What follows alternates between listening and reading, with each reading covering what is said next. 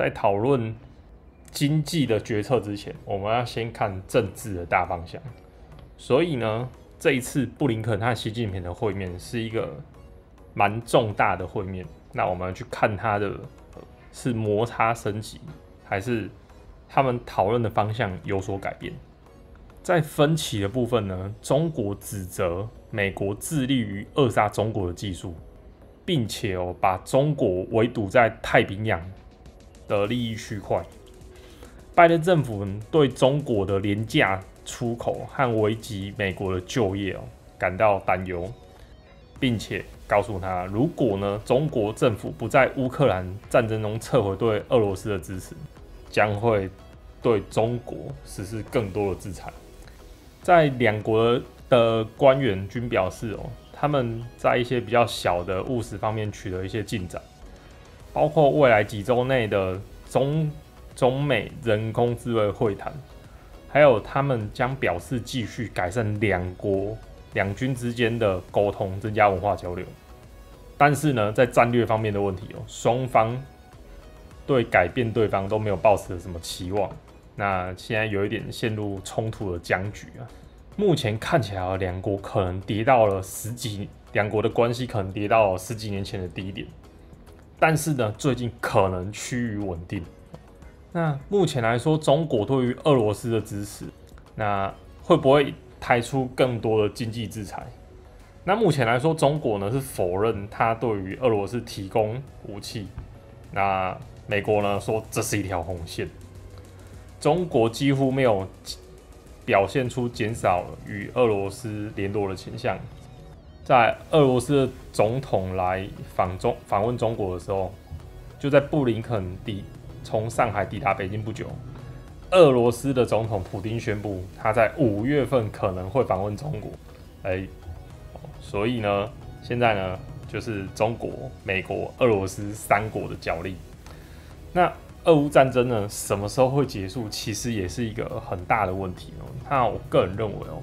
旷日持久战呢，对于俄罗斯而言是一种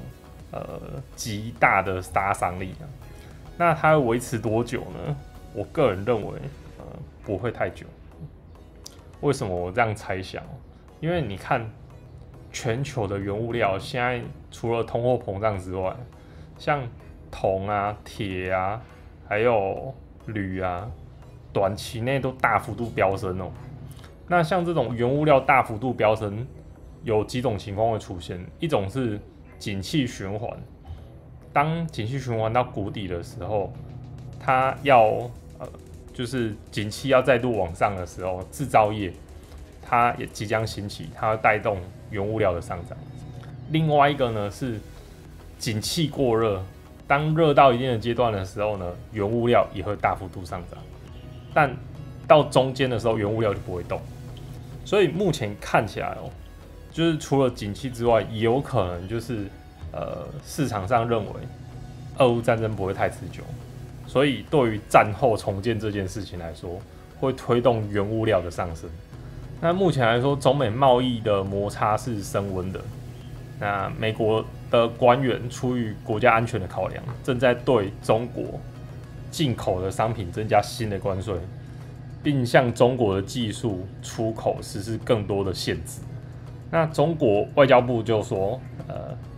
两国的负面因素正在增加和累积他表示，美国针对中国的经济、科技、贸易的打压层出不穷，这是不公平的竞争，而且是遏制和围堵。对于中国的刺激经济为了启动整个经济，习近平和其他的中国领导人正在刺激工厂的生产和出口，但美国领导人认为他们必须要保护美国的制造业。所以我们就要去思考一件事情中国它已经连续产3年了，那第4年会不会继续的产下去？其实要看政治的方向。目前来说，整个政治的方向呢，都是中国大撒币。那中国大撒币的这情况底下，因为加上中国的企业已经跌得够惨了，几乎有1半以上的企业都低于10年线了。那低于10年线就代表一件事情，这间公司够便宜。当如果很多企业都是在够便宜的时候，美国的科技股又涨到一个泡沫无法遏制的程度的时候，这时候就会有人想要把美国这边获利了结，投入超级低基期的中国。这时候中国呢，就很有可能会在第一个政治的方向是大幅度的做多，再加上美国的这边涨太高了，获利了结，那钱总是要有地方放嘛，那它就会放到低基期的地方。那目前看起来相对安全的市场又是低基期的，就是中国市场。所以当中国市场呢，整个又上来的时候，我们预计中国市场它现在就在年线，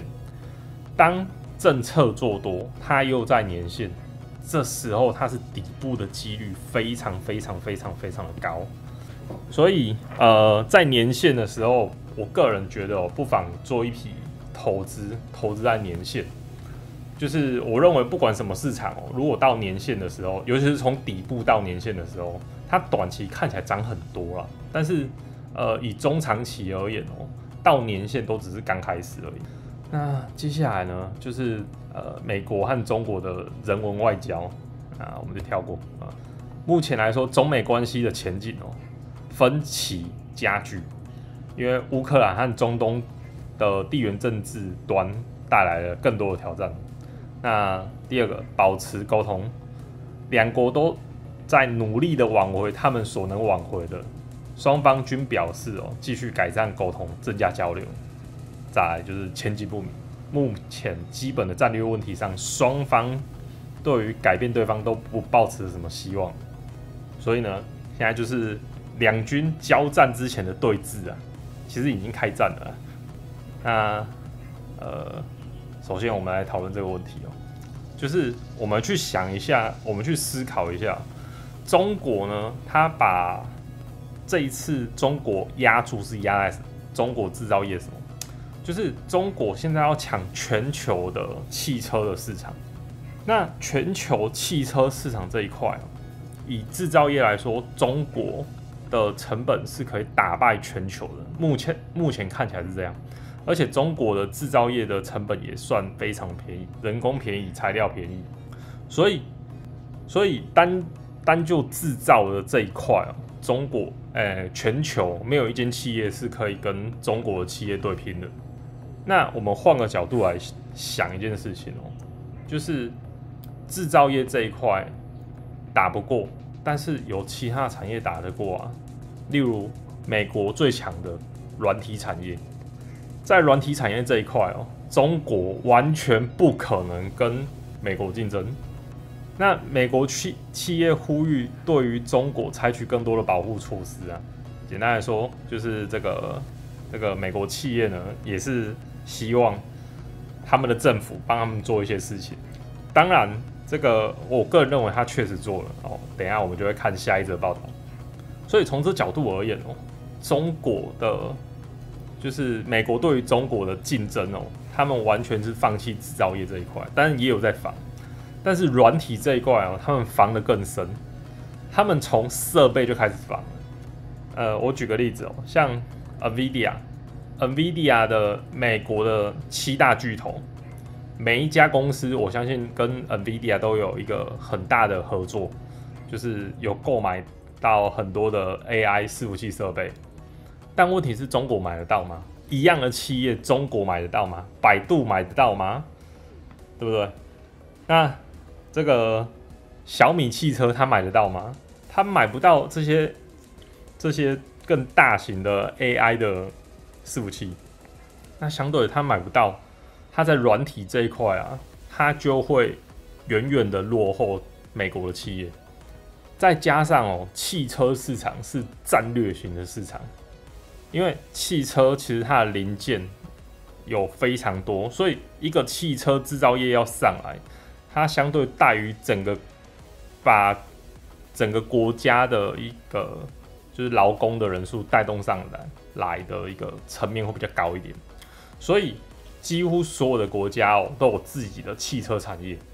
那他们会保护自己的汽车产业，例如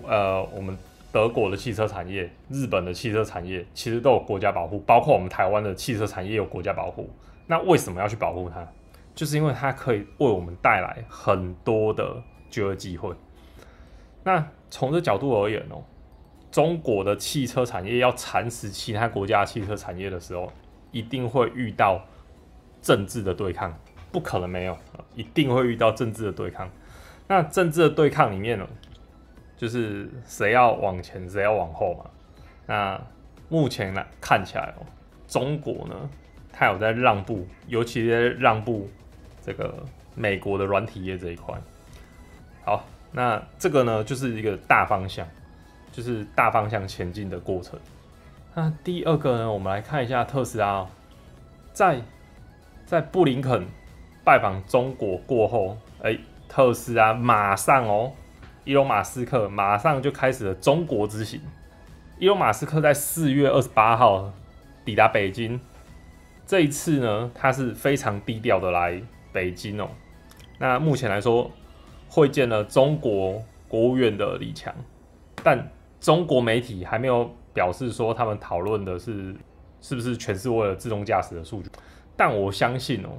这个前一天，美国这个布林肯哦已经来帮他们开好路了，就是前一天已经开好路了，隔一天企业才来谈。所以从这角度而言哦，就是它的风向已经有一点改变的意味。那第二个呢是这个会见车展的主办方。那目前来说 ，FSD 在中国这一块是非常重要的，而且还没有开始。所以当这一块如果软体的一旦开始，你现在看中国这么多车子，软体的一旦开始，那不得了，那想象空间就非常非常非常非常的大。那目前来说，特斯拉在中国的自动驾驶的进展哦，他先和百度合作，那并且呢要求数据安全要求，再来就是自动驾驶的开发。目前来说，现在要到全自动驾驶，我认为这个距离，再加上 AI 伺服器又大幅度的爆发了，那这个距离呢，我相信会缩短的更小。那特斯拉在中国的挑战哦，第一个就是价格的竞争，就是我们来讲的制造业要跟中国的制造业竞争是一个非常非常难的一件事情。它和中国的汽车价格竞争，我认为啊，就是输多赢少，或者是打平。那第二个呢是监管要求，特斯拉需要遵守中国的数据安全规则，并包括收集的数据要储存在国内。那这个数据呢，就是中国收集的再多的数据，也没办法拿来给全世界的，就是特斯拉拿来用，所以这是一个关卡。但我认为这个关卡哦，目前来说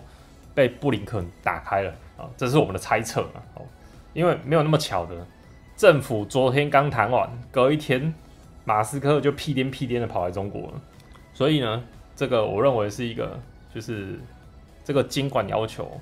很有可能已经被美国政府以谈判的角度去打开它了。再来就是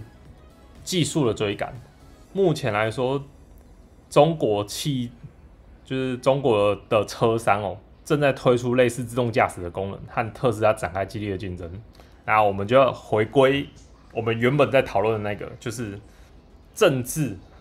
它在制造业这一块哦，就是制造业这一块，它已经没办法跟中国企业竞争了。软体这一块哦，美国防得非常深，我晶片不给你，你再怎么厉害，你没有设备，你生不出来东西啊。就像我们的台积电，它为什么中国砸再多的钱，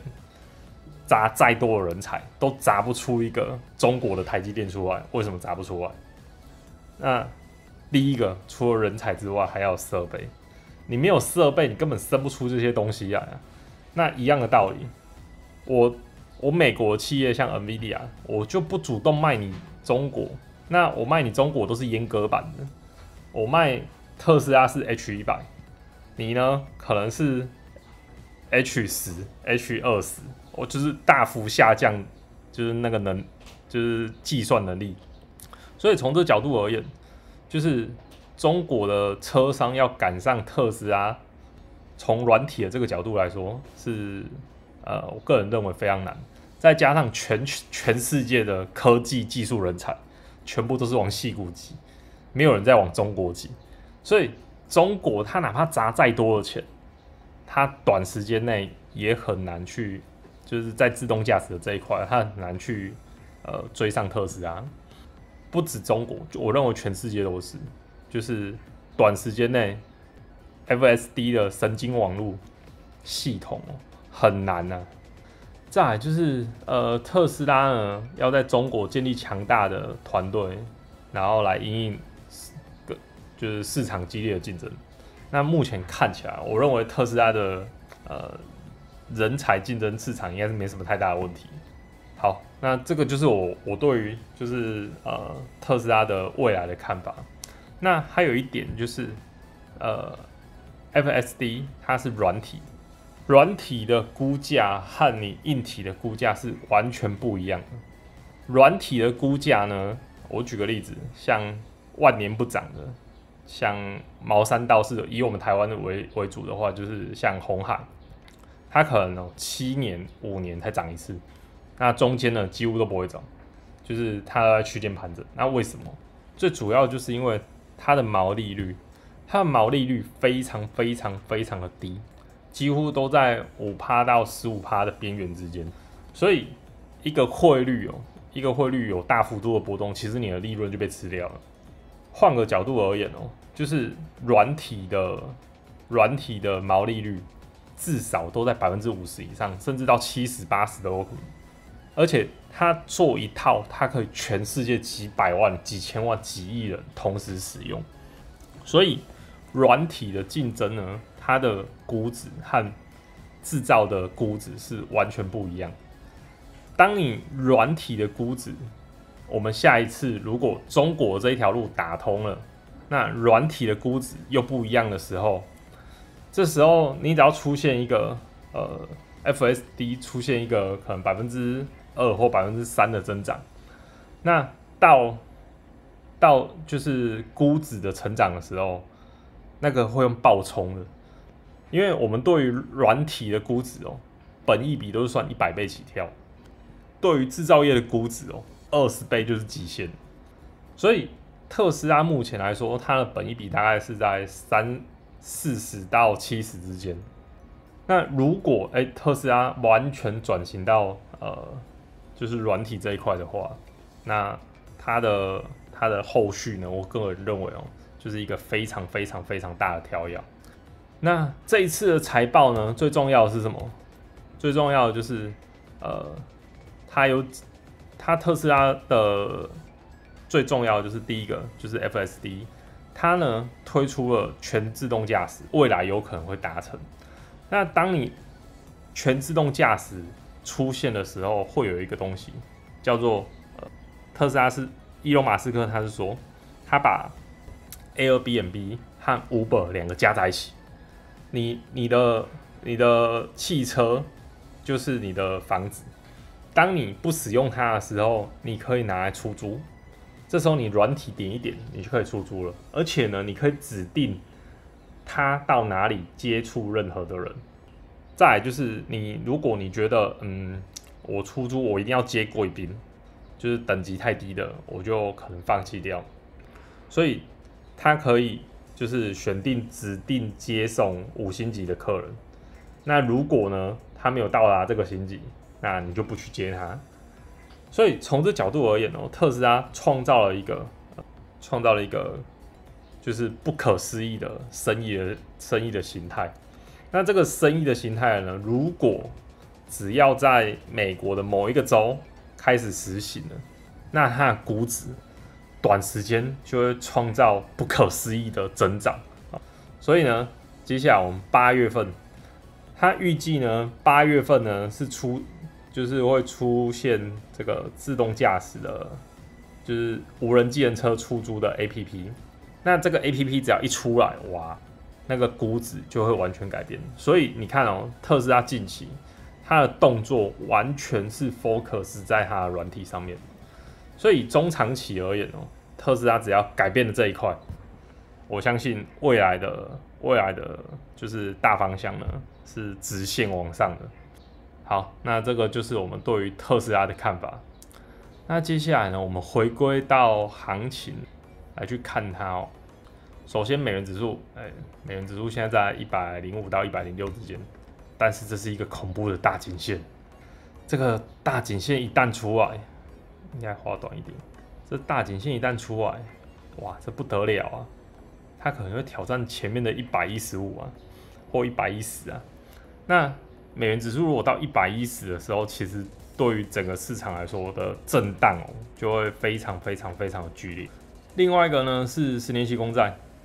，10年期公债呢也是一样哦，它现在是突破颈线哦。那我个人认为哦，就是你情愿买短债，你也不要买长债啊。买长债的风险实在太高了，买长债你只要一套住你就完了，就是你可能套了不是几年而已，而且买长债我们追求的是收益嘛，就是每个月的收益嘛。那你如果买长债，你一旦套住了，那可能就不是3年5年可以解决的。那而且现在的大方向目前看来还不是非常明了。你看，我们年初的时候，我记得我们1月份的时候，我们还在讲说准备要降息了，到现在呢是不降息了，还搞不好会升息，所以导致美元指数短时间内哦，就是走强，而且非常强。那长债也是一样道理哦。其实长债受到政治的情势转变会很大，所以如果要买长债，最好是在政治情势比较稳定的时候。那什么时候才是政治比较稳定呢？就是总统大选完的那一刻，总统大选完的那一刻就会有个大方向出现。所以美国总统大选其实是一个我认为啊，看债券非常重要的一个方向，因为它不一样的阵营，它会导致债券的方向会不一样。这是 BDI， 那目前看起来BDI 又回来了，所以你说现在会超级大多头嘛？我个人认为可能还好，因为 BDI 反映的是中长期的一个，就是它的，因为我们原物料它在你原物料需求来之前，那你是不是要装船？那你要装船，所以原物料的更领先指标就是 BDI。那 BDI 呢，如果没有大喷呢，其实对于原物料行情，就是我认为就是局部的区块性，就是中国这个需求变大了，所以它的散装货运呢就没有非常的强。但是你如果是全球的范围的话，那散装货运就会非常强。所以目前看起来，我认为这个原物料是局部性的而已，它并不是全球性的。接下来我们来看一下道琼哦，道琼目前来说还是跌破季线。那以技术分析而言哦，像我们以纳斯达克来当做我们的就是大方向，目前来说呢，纳指哦，只要没有就是它反弹跌破季线之后，跌破这条颈线之后反弹没有过前高，就是它前高没有突破，那空头就继续。那如果简单来说就是看这里了，如果它反弹到这里创新高，这里回档都是买点。但是呢，如果连碰都还没碰到就开始回档了，那跌破这里的几率就非常高。所以从现在是多头还是空头的交界处来看，就在这里，看这里，它要突破这个位置，也要突破这个位置。它只要突破这里创新高了，一旦创新高就是多头，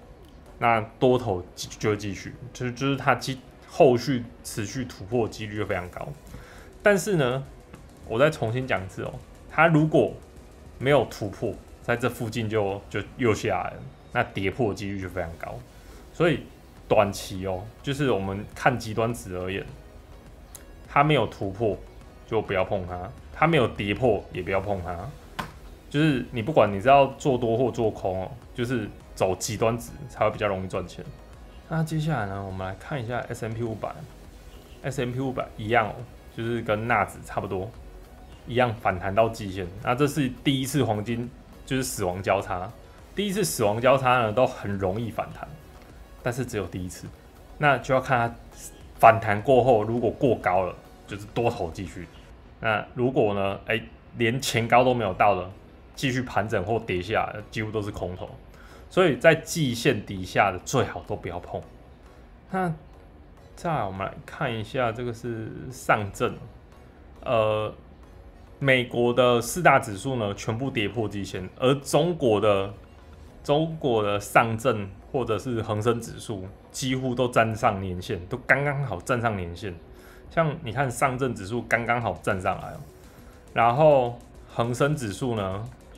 也是刚刚好站上了年线，所以这个就是符合我们一开始所讲的哦，就是当你中国和那个美国会有一个交汇处。那现在呢，美国AI 的涨太多了，那如果业绩又没有跟上来，相对的大家就会担心。那你担心，你就会把高的获利了结去买低的，所以目前看起来就是美国的高的就出现获利了结的卖压，那低的中国呢，在资金的推动和政策的推动之下，就很有可能会连续性的往上走。那你看这个几乎是一个大型的突破，这个突破一旦突破就会来一大段，所以恒生指数呢，就是我个人认为就非常的有机会。那台股呢，短期也是碰到季线之后就反弹啊，接下来就是看它反弹会不会过高。如果台股，因为我认为台湾是美国领先指标，为什么这样讲？因为美国的 AI 的伺服器几乎都是台湾做的嘛。那如果台湾呢，拉上来又过高，那我认为纳指过高的几率就很高。所以目前看起来这个台湾还比美国的纳指还要来得强。那接下来我们就是看，它反弹会不会过高？它反弹如果过高，那多头就继续。但是它反弹如果在这附近呢，可能还没有到最高点，就是只要没有突破又回来了，那跌破的几率一样一样就是比较高一点，跟纳指差不多。接下来我们看罗素2000，罗素2000呢，它已经出现了一个假突破了。这个假突破一旦出现，你就不要碰它了，你就要等它到这里，它到这里的几率就很高所以我个人认为目前看起来罗素2000只要没有突破，那就在这边等它。然后接下来呢，原物料呢几乎短期内都是大涨的，像我们最关心的就是工业之母铜，它现在呢已经出现了一个大幅度的周 K 等级的往上走这一根呢，你看完全碰不到，它很有机会到5块钱以上，因为它出现了一个大型的底部之后又突破。像这一种今年度的最佳涨幅可能会出现在铜上面然后另外一个就是白银，白银也是短期内突破，重点是它是大周期的突破，它不是小周期的突破。这是周 K 的突破，你看这个突破如果回撤没有破的话，它就是白银就是走大多头。那只要没有跌破这个地方，这个地方它是接近26块嘛，只要没有跌破26块，它几乎是大多头。接下来呢，原油，战争是不是告一段落呢？就看原油会不会持续的改变。那如果原油到90块，那压力就大了。目前来说，它几乎是现在中国就是比较强一点的。你看它已经大幅度的打一个超级大底，然后拉上来。这个超级大底呢，这拉上来至少挑战13000的几率是非常高的那我们上次呢，我们已经从这附近一路做到这边来了。那就是这边你要考虑要不要加码这一圈。那现在已经突破了，现在突破了，往这个地方走的几率就非常高而且还干过年线，加上几乎中国的指数类型的几乎都是站在年线，像上证、恒生都已经站到年线上面来了。所以现在整个中国，它整体往上的动力是非常强的。那我们就要去观察它是不是站在年线以上。它如果在年线这附近这一条年线，这条年线如果没有跌破，那就一直继续。如果跌破年线，当然就是中国的崛起可能又覆灭。但是如果又站在年线以上，它突破涨一大圈的几率是非常高的。我认为突破年线至少都往上20%哦，所以这个行情哦，就是中国的行情还是会持续哦。好，那我们今天的分享呢就到这边了，谢谢大家。